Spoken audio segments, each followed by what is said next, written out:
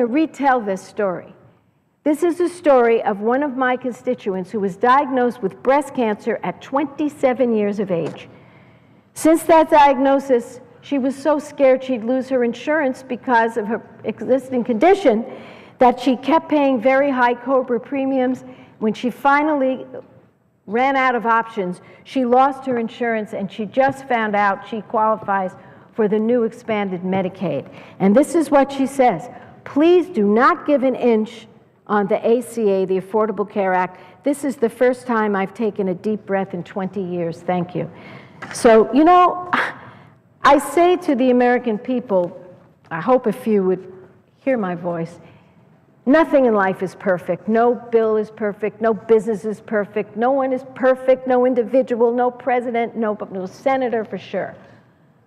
But you see a problem and you do your best to step up to the plate.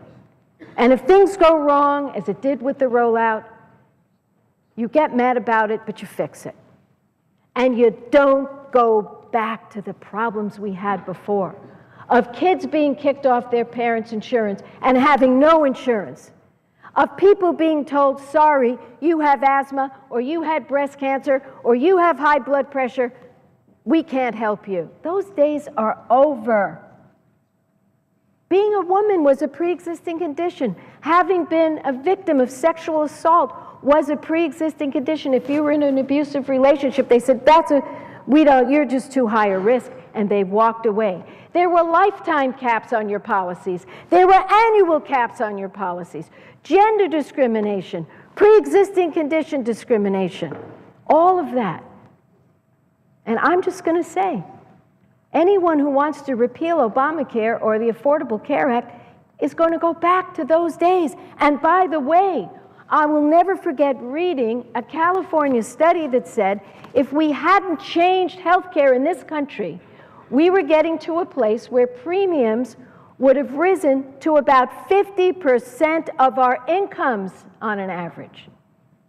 And at that point, who is going to be able to afford insurance? I met people who were praying on their hands and knees to turn 65. You know, as you get older, you say, oh my God, I want to stay young.